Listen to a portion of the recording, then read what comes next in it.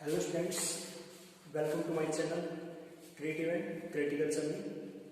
और जिसने मेरा चैनल सब्सक्राइब एंड शेयर नहीं किया है so please subscribe and share. अभी हम 12th फिजिक्स का सेकंड चैप्टर पढ़ रहे हैं, ठीक है। तो इलेक्ट्रिक पोटेंशियल वाला टॉपिक हमने कर लिया था। आज हम पढ़ेंगे कैपेसिटेंस, ठीक है। तो मान लो कोई भी हमारे पास कंडक्टर है, ये हमारे पास कोई भी कंडक्टर है, कोई भी चार्ज वगैरह लेके आए हम और चार्ज को जितना वर्क डन करना पड़ा और यहाँ पे रख दिया। दूसरा चार्ज वहां कहीं से लेके आए और वर्क डन करना पड़ा, यहाँ पे रख दिया। वर्क डन क्या होता है? जितना फोर्स लगाया, force into displacement of work done. जो एनर्जी हमने खर्च की वो इस चार्ज की क्या हो जाएगी? Potential energy. ऐसे हमने चार्ज यहाँ पे इस कंडक्टर में स्टोर कर लिया, ठीक है। तो ये चार्ज यहाँ पे स्टोर होने के बाद वो बन जाता है एक कैपेसिटर, ठीक है। ये वो कैपेबिलिटी हो जाती है उस कंडक्टर की। तो इसको लिखेंगे हम capacitor, the measure of ability of conductors to store charges is called capacity or capacitor, ठीक है। इसलिए इसको दिया हमने कैपेसिटर। बच्चों, आपके माइंड में आ रहा होगा कोई भी चीज फिजिक्स में है ना, वैसे नहीं होती बिना बताए कि कुछ भी रख दिया कैपेसिटर बना दिया, कोई भी मतलब कोई भी डिवाइस बना दिया, ऐसा कुछ नहीं होता, ठीक है। फिजिक्स में जो भी चीज होती है सभी का रीजन होता है। अगर कोई ये कहे आपसे कि भाई मुझे इस टेबल पे 500 लीटर पानी चाहिए, ठीक है, तो आप क्या करोगे? आप नलकी से लेके आओगे। अगर नलकी से लेके आया तो कितना टाइम लगेगा? बहुत टाइम लगेगा। तो 500 लीटर क्या पता नल पानी खत्म ही हो जाए उसमें, ठीक है। उससे अच्छा क्या कर सकते हो आप? 500 लीटर का कोई भी कंटेनर उठा लाए और सीधा सीधा यहाँ पे टेबल पे रख दिया, लो जी 500 लीटर पानी ले लो, ठीक है। 500 लीटर तो बहुत ज्यादा होगा, 5-10 लीटर लगा लो, 100 लीटर लगा लो, कुछ भी लगा लो, ठीक है। तो हमने पहले स्टोर कर रखा था वो पानी, ठीक है, कंटेनर में। इसलिए हमने जब ले आए और हमारा टाइम भी बचा और ज्यादा एनर्जी हमारी हजम भी हुई, ठीक है। लेकिन अगर पाइप से लेके आते तो बड़ा टाइम खराब होता, तो हमारा यूज हो गया उस चीज का। वैसे ही ये कैपेसिटर करता है, ठीक है। अगर हम कंडक्टर को ऐसे वर्क करवाते रहे तो वो बड़ा टाइम लगेगा। हमने पहले ही कोई कंपोनेंट ले लिया जिसके पास बहुत चार्ज है, स्टोर चार्ज, और उनसे हमने अपना काम कर लिया, ठीक है। तो वो जो कंपोनेंट होता है उसको बोलते हैं कैपेसिटर, ठीक है। तो आप कोई भी जो टर्म होती है जो आपको समझ में नहीं आती उसको मैकेनिक्स से रिलेटेड कर लिया थोड़ा, ठीक है। क्योंकि मैकेनिक्स हम एवरीडे लाइफ में देखते हैं। तो कैपेसिटर, अब जितना चार्ज देंगे हम उतना ही हमारा क्या बढ़ेगा? पोटेंशियल, ठीक है। तो क्या डायरेक्टली प्रोपोर्शनल होता है V, पोटेंशियल। अब डायरेक्टली प्रोपोर्शनल की साइन को हटाने के लिए मैं यहाँ पे कांस्टेंट को यूज करता हूँ। ये जो कांस्टेंट है C, इसको बोलते हैं capacitance.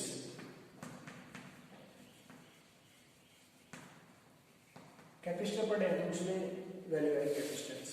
Columns law of gravitation पढ़ रहे हैं तो वो कॉलम्स लॉ कांस्टेंट, ग्रेविटेशन आप पढ़ रहे हैं तो वो जो कांस्टेंट होता है वो ग्रेविटेशन कांस्टेंट। अब कैपेसिटेंस पढ़ रहे हैं तो वो क्या हो जाएगा? कांस्टेंट कैपेसिटेंस, ठीक है। तो दो चीज होगी, कैपेसिटर और कैपेसिटेंस। जो कंपोनेंट होता है उसको बोलेंगे हम कैपेसिटर, और जो वैल्यू होगी उस कंपोनेंट की उसको बोलते हैं कैपेसिटेंस, ठीक है। अब कैपेसिटेंस की क्या डेफिनेशन करेंगे? मान लो तो C यहाँ पे क्या हो जाएगा? Q upon V। अगर पोटेंशियल हमारा 1 वोल्ट हो तो C क्या हो जाएगा? Q। इसकी डेफिनेशन क्या हो जाएगी? The capacitance of conductor is equal to the quantity of charge which will increase the potential by 1 capacitance charge उस क्वांटिटी ऑफ चार्ज के बराबर हो जाएगा जो पोटेंशियल को 1 वोल्ट इंक्रीज करता है। ठीक है, अब इसकी यूनिट क्या होती है, तो सी इज इक्वल टू क्या होता है, Q बाई वी। फॉर्मूले से यूज करती है कॉलम पर वोल्ट, लेकिन हम जो यूनिट यूज करते हैं कैपेसिटेंस के लिए होती है फैरेड। ठीक है, और फैरेड बड़ी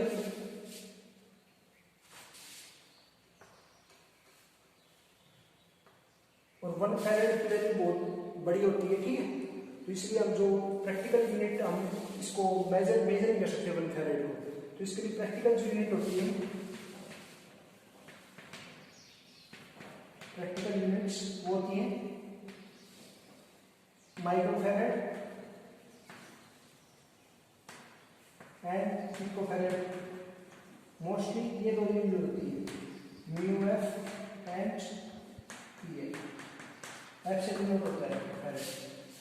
ठीक है, अब 1 फैरेड की डेफिनेशन क्या हो जाएगी, 1 फैरेड, देखो आपको बताता हूं मैं जनरल बात, फिजिक्स में किसी की यूनिट वगैरह की डेफिनेशन आपको निकालनी हो तो क्या करेंगे हम, जैसे कैपेसिटेंस की यूनिट होती है फैरेड, तो बाकी को 1 के बराबर रखेंगे इसकी यूनिट के बराबर, यानी coulomb 1 coulomb, Q charge 1 coulomb, volt potential 1 volt, C equal क्या हो जाएगा 1 farad.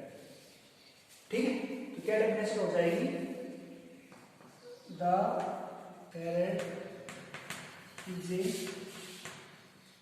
Capacitance of a conductor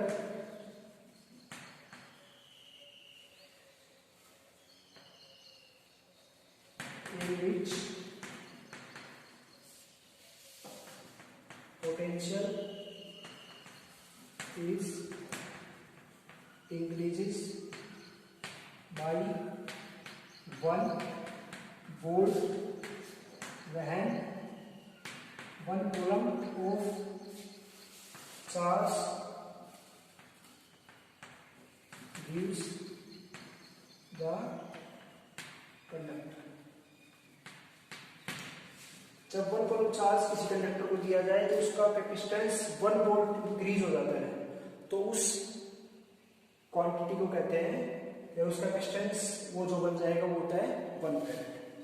ठीक है, तो ये 1 फैरेड की डेफिनेशन है।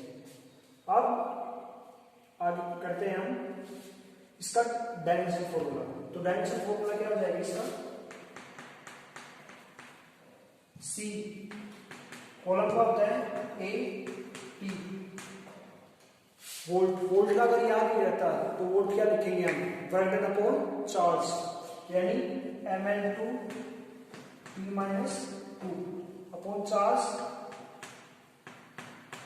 अगर वर्क का क्या नहीं रख सकते हैं तो आप करना फोर्स इनटू डिस्प्लेसमेंट, फोर्स का मास इनटू एक्सेलरेशन, एक्सेलरेशन का वेलोसिटी अपॉन टाइम, ऐसे बेसिक क्वांटिटी आप तक चले जाना। ठीक है, क्या हो जाएगा a2 p2, ये ऊपर जाएगा तो m-1 l-2 p2, तो क्या हो जाएगा c का dimension formula m-1 l-2 t4a square, ये निकल जाएगा इसका डायमेंशन फॉर्मूला। ठीक है, तो ये कैपेसिटेंस के बारे में बेसिक था।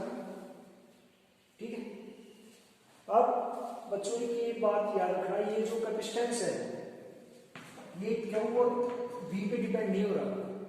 ठीक है, ये केवल डिपेंड करता है ज्योमेट्री ऑफ मटेरियल। तो लिखोगे आप capacitance is depends on geometry of conductor material।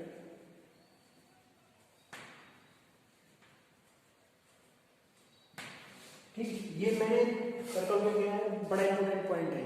कुछ बार क्या कर देते हैं, ऐसे क्या देते हैं, 1 कॉलम 2 1 कॉलम था पहले तो चार्ज, अब 3 कॉलम कर दें तो कैपेसिटेंस कितना इंक्रीज हो जाएगा। अब कहो कैपेसिटेंस तो एक कांस्टेंट रहेगा, वो चार्ज और इसके पोटेंशियल पे डिपेंड नहीं करेगा, ठीक है। अब हम नेक्स्ट करते हैं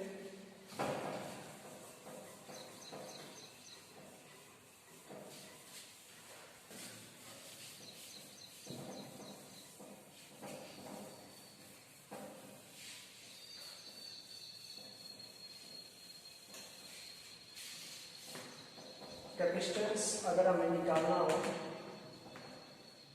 ऑफ स्फेरिकल कंडक्टर,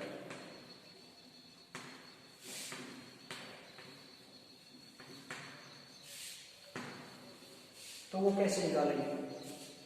ये मान लो कोई भी स्फीयर हो, इस पे चार्ज है क्यों, ठीक है। तो इसका पोटेंशियल का फॉर्मूला क्या होता है, 1/4 क्यू बाई आर, ये होता है ना हमारे पास फॉर्मूला। उसके बाद सी इक्वल क्या होता है, क्यू अपॉन वी, ठीक है। तो कैपेसिटेंस क्या आ जाएगा इसके पास, क्यू 1/4 क्यू अपॉन आर, ये ऊपर जाएगा तो कैंसिल कैंसिल हो जाएगा तो 4π/r, ये वैल्यू आ जाती है सी इक्वल टू 4π/r। किसी भी स्फेरिकल कंडक्टर के लिए कैपेसिटेंस की वैल्यू ये आती है 4π/r। अगर हमें कैपेसिटेंस एग्जांपल बताता हूँ, मान लो अर्थ का निकालना हो, क्वेश्चन आ जाए find the capacitance of earth, तो क्या होगा, C equal to 4π/r, are होती है आपकी 6400 किलोमीटर। तो इसको सोल्व करेंगे तो हमारी वैल्यू आती है 711 माइक्रो। वैल्यू पता है ना आपको, 1/4 की वैल्यू आती है 9 ठीक है। इसको सोल्व कर लो आप चाहे, 64/9 ऊपर लाइट -9, ठीक है। इसको सोल्व करोगे तो आपके पास वैल्यू यही आती है 711 माइक्रो, ठीक है। तो ये बस एक एग्जांपल था कैसे कैपेसिटेंस स्फेरिकल कंडक्टर और अर्थ का निकालते हैं, okay.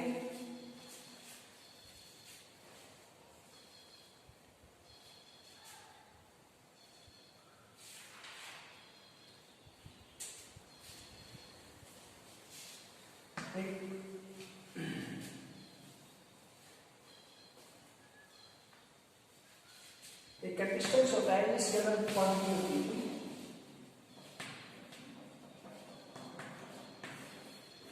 Capacitance is a scalar quantity, okay. Next अब हम करेंगे नेक्स्ट पैरेलल प्लेट कैपेसिटर।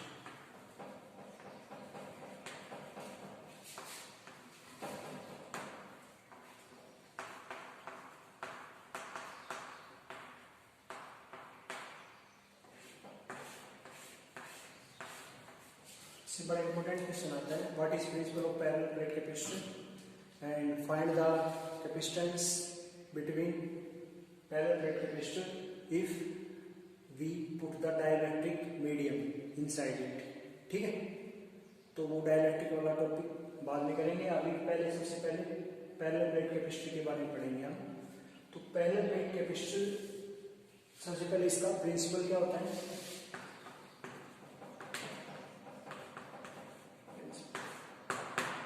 तो स्टेप टू स्टेप मैं बताता हूँ आपको। जैसे दो प्लेट होती है, कैसे बना लो आप, सीधे बना लो या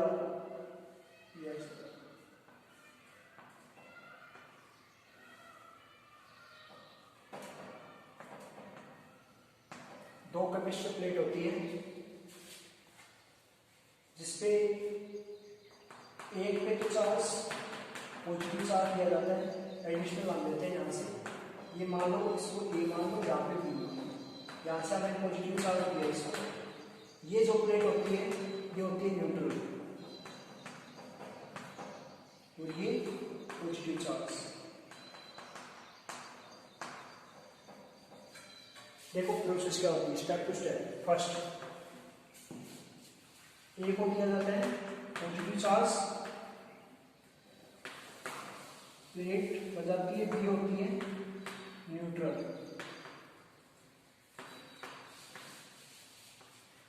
ठीक है। Second A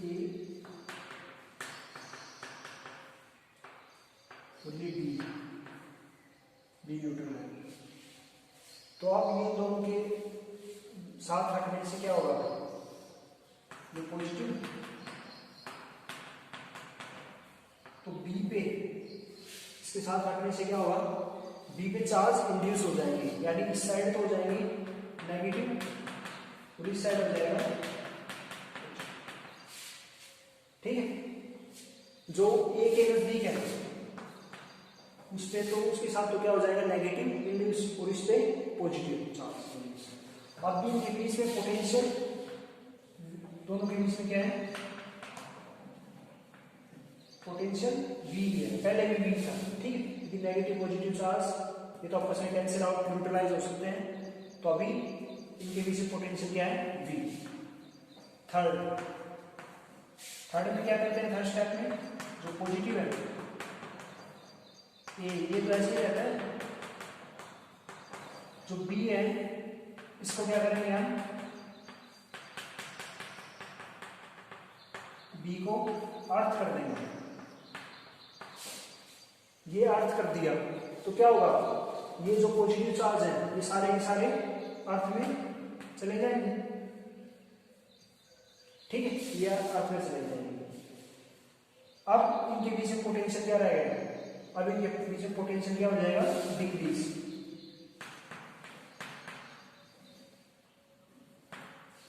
potential decreases.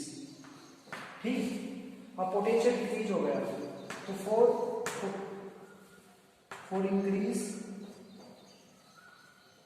The potential. अब पोटेंशियल को इंक्रीज करने के लिए क्या करेंगे हम, जो ए प्लेट है इसको और चार्ज देंगे।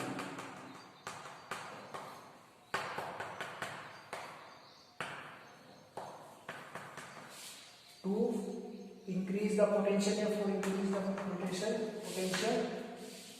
we add additional charges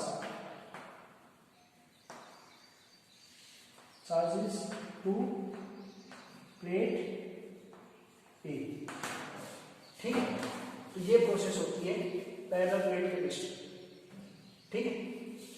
आप क्या लिखोगे इसमें, ऐसे लिखोगे इन दिस अरेंजमेंट, प्रिंसिपल क्या लिखोगे इसका कि one plate is positive charge plate and second is neutral, then potential between them is potential V, then we are the plate B। ठीक है। so decrease the potential, to increase the potential we added some charge to plate A। ठीक है। तो ये होता है parallel plate capacitor का principal. Step to step समझाया मैंने आपको, अच्छी तरह आना चाहिए। पहले पॉजिटिव चार्ज और ये न्यूट्रल। ठीक है, आपस में। अब इस पॉजिटिव चार्ज की वजह से इसमें चार्ज इंड्यूस होगा, नेगेटिव इस साइड, इसके नजदीक पॉजिटिव इस साइड। अभी के बीच दोनों के बीच पोटेंशियल भी है क्योंकि ये आपस में कैंसिल आउट हो सकते हैं। ठीक है। अब मैंने इसको अर्थ कर दिया तो ये पॉजिटिव सारे अर्थ में चले जाएंगे। अब इसका पोटेंशियल क्या हो जाएगा, डिक्रीज। पोटेंशियल डिक्रीज, पोटेंशियल हो गया डिक्रीज, तो कैपेसिटेंस क्या हो गया, इंक्रीज। ठीक है। अब पोटेंशियल को इंक्रीज करने के लिए हम एडिशनल चार्ज इसको देते हैं। ठीक, ये प्लेट को। तो ये था पहला प्लेट कैपेसिटर का प्रिंसिपल। और प्लेट को जब एडिशन चार्ज दिया जाता है तो इसका पोटेंशियल V बन जाता है। ठीक, अब पैरेलल प्लेट कैपेसिटर का कैपेसिटेंस निकालेंगे हम। ये प्रिंसिपल हो गया ना सभी का। ठीक, लिख लेना each one plate is charged and another plate is neutral.